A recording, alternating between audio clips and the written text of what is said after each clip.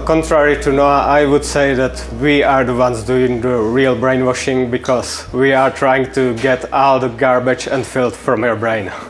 And this is very much in the theme. So I assume all of us here see various ways in which the left is completely delusional. And I don't intend to waste our time by rehashing it. But I want to address the principles that the mainstream right, which today consists of libertarians, shares with the left, thus inevitably helping their side. I've touched on some of these in the introductory speech, and other guys did in their speeches, but it deserves to be driven home. Equality is perhaps the most obvious one. In the Declaration of Independence, Jefferson states that all men are created equal, which is a rather unfortunate wording for what was meant as nothing more than a contradiction of divine right of kings.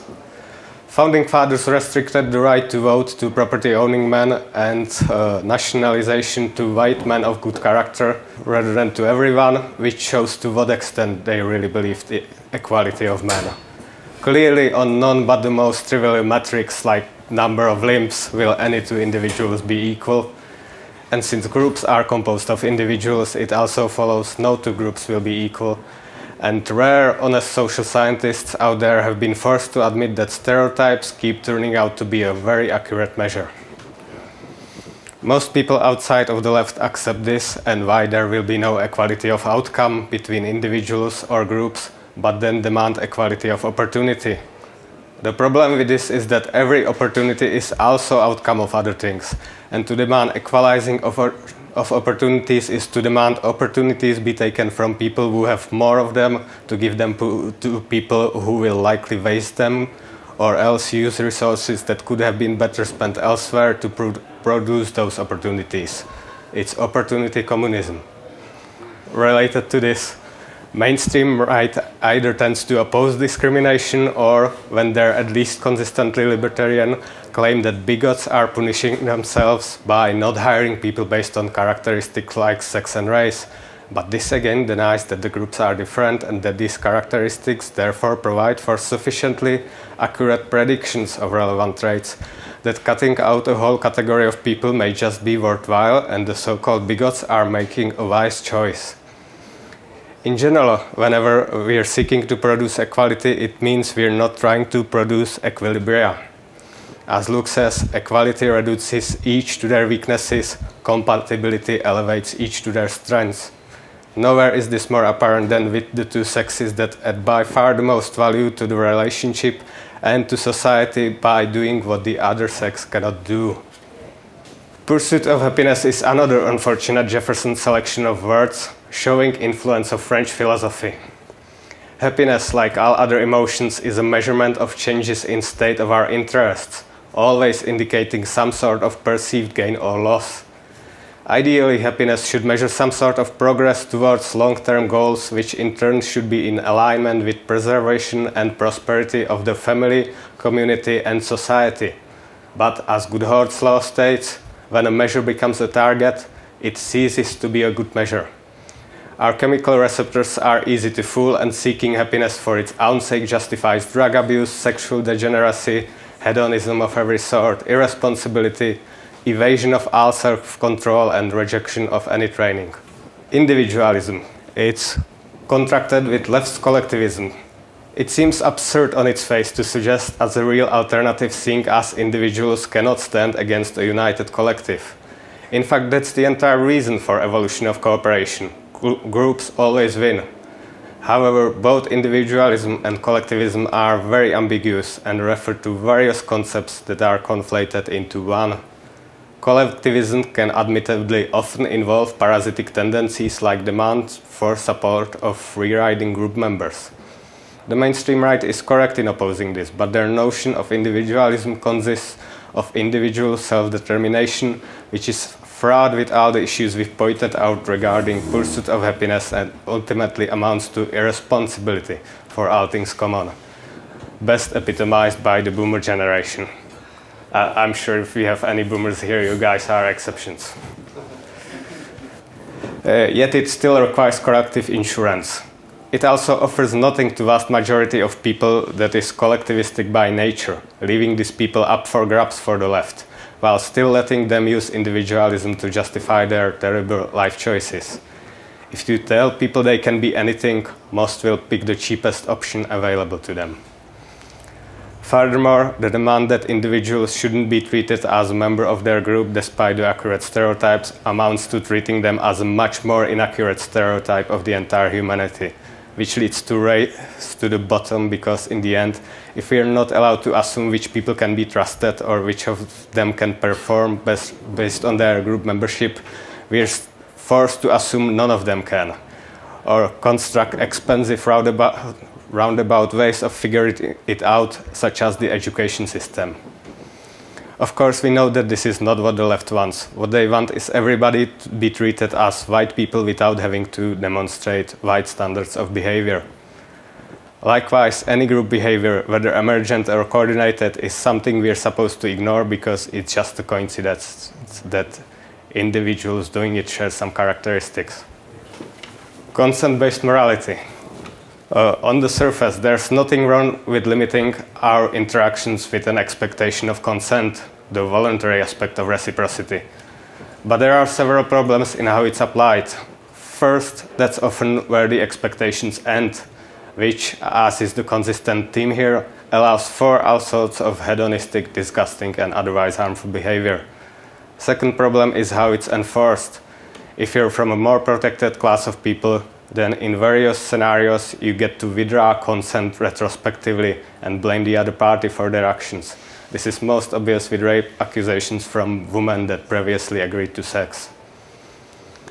Third problem is that it's used in tandem with individualism to justify being very selective about which expectations of consent are legitimate. When a community doesn't consent to a drag queen story hour in their town, that doesn't matter because they don't have to attend. When a neighborhood doesn't consent to some type of people moving in, that doesn't matter because they're not literally moving into people's houses. When a father doesn't consent to some guy sleeping with his daughter because he can see he's just trying to use her, that doesn't matter, it's not him sleeping with the guy. And where this always ends up, it doesn't matter that a parent didn't consent to having his child's genitals mutilated, the child itself consented to the groomer. Unity is something centrists demand back, longing for the past era, missing that criteria for it are long gone, and restoring them would take doing things currently considered unacceptable.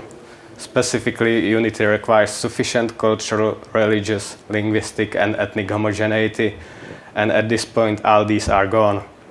Getting rid of all the people who shouldn't be here aside, our only option is separation and ensuring different groups cannot impose on each other. Democracy is yet another sacred cow.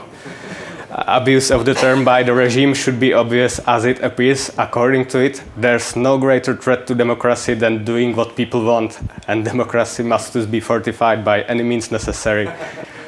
Alas, premises of democracy are flawed even when working as promised, something that has been recognized since the ancients, and it only gets worse within context of universal franchise and representative democracy. If we don't have unity and shared interests, we are no longer voting on priorities of and investments into shared goals, but on competing interests, making voting a proxy for warfare. If the outcome doesn't correspond to likely outcome of actual warfare, the group that could win by warfare but keeps losing elections is incentivized to switch to the former.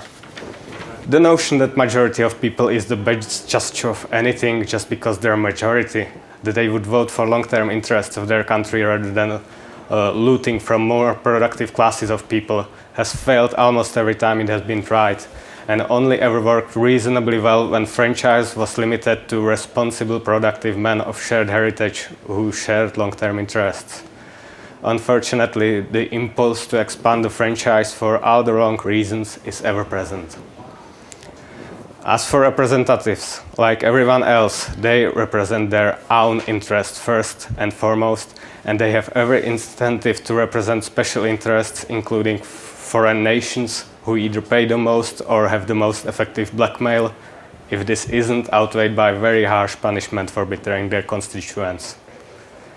Short-term limits, which many claim are somehow supposed to fix some of the problems, only add to them by giving representatives higher time preference, ensuring their incentive is to blame their predecessor for every problem, looting as much as they can in their time in office, and letting their successor deal with whatever's left after them. There's no reason to still have representatives in the information age whatsoever. What about freedom? I would be opposed freedom. But freedom from what? There is no generalizable freedom. It must be from something. And when two people with a different ethnic, cultural, and ideological background talk about general notion of freedom, chances are high they're not imagining the same freedom at all. An obvious example is free speech. Today it's understood as freedom from accountability for what we say, with a few exceptions, allowing all sorts of lies and filth, even as the so-called private companies suppress and block truth while claiming to be a public square. However, this interpretation of First Amendment is an invention of last century, abused by subversives. Founding fathers intended speech from compulsion and prior restraint, not from accountability. This is just one example how notion of freedom is open for use of justification of freedom from all responsibility and accountability, and from every conceivable limit, including those inherent to nature. Thus, a doctrine of permanent liberation has emerged, and it is really nothing but disguised Trotskyism. Rights. The usual distinction we hear is between negative and positive rights, with the former merely limiting what must not be prevented or limited, and the latter compelling others to provide some sort of resources or service, sometimes reframing it as a privilege. However, this distinction is somewhat artificial, as negative rights themselves limit all behavior incompatible with that protected by the particular right, and thus making everyone pay the opportunity cost of not engaging in it. They also necessarily compel someone to police this, if not by prevention, then certainly by catching and punishing the perpetrators. This is the same issue we saw with different freedoms. I'm by no means saying this is bad, merely trying to reframe the notion of rights as a trait. Right to live means giving up freedom to kill. Right to property means giving up freedom to steal, and so on. Those are the costs most of us will gladly pay. But then we get rights not to be criticized and offended, which then limits our right to tell the truth. While libertarians are capable of recognizing costs of what they call privileges, like the left, they ignore costs of the negative rights, framing rights as something free, then justify their endless expansion, while the freedom to taken away are hidden. The most obvious instance of this is the civil rights law and its European alternatives that ban discrimination in job hiring and accommodation of basis of various traits that accurately predict ability and behavior. In theory, everyone gets a right to associate with other people, but in practice, it's a loss of right to disassociate from people you don't want around you, that you don't want to serve or hire. The ever-expanding notion of human rights is an example of this on global scale, potentially justifying war on imperial expansion into any country that doesn't provide whatever human rights mean in the current year. What all these notions have in common is that they simultaneously appeal to both the independent productive middle and working classes, and to the clients of the regime composed of dependents, degenerates, foreigners, and undesirables of every sort, thus enabling the regime to justify providing to its loyal coalition of clients by stealing from the productive people in a typical high and low versus middle strategy described by Bertrand de Jouvenel on grounds that those productive people find very hard to argue with. I'm certainly not trying to imply we should respond to the left by instead trying to get rid of every right and freedom, merely that these are unacceptable as ends in themselves. And when we invoke them, we need to be very careful and very specific, state the purpose and limits beyond which they don't apply. We do want equal application of natural law, but we want unequal policies that elevate everyone's strengths. We do want people to be able to pursue happiness within limits of not imposing on their long-term future and interests of others. We want recognition of individual merit and heroism in the service of family, community, and nation. We want a country of sufficiently similar people such that they can actually consider themselves a nation. We want voting limited by concurrency via separated houses for different groups of people, such that they cannot impose on each other. And we'd like a monarch who feels a sense of ownership over the country and behaves accordingly. We want people from all unnecessary impositions, including impositions of parasitism, deceit, promotion of vice, degeneracy, addiction, and association with people they'd rather not have around. We want mutually insured natural rights with no compulsion to insure those who in no way return the favor. More importantly, we want maximization of agency, so that as many can be free in the way that classical liberalism promised, conditioned on responsibility for self and commons. This will ironically require imposition of training in youth as expectation of independent development of agency and responsibility has proven to be a total failure, something which again benefits the left whose entire platform is pandering to the infantile. Further, people that aren't responsible for the commons cannot have any political power, and people that demonstrate inability to be responsible even for themselves need to be placed under authority of someone capable of responsibility for them, instead of giving more power to the state that will inevitably be used to undermine agency of everyone else as well.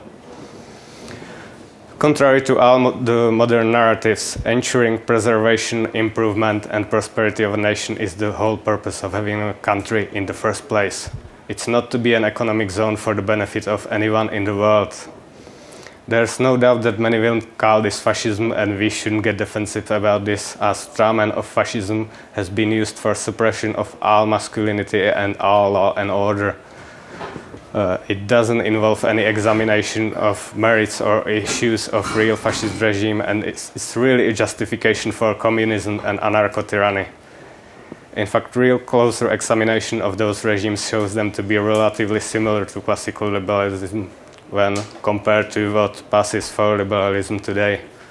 I can connect it to Na's speech. Fascism really means society organized for war. And what they're really saying is that they want us defenseless. Yeah. Thank you.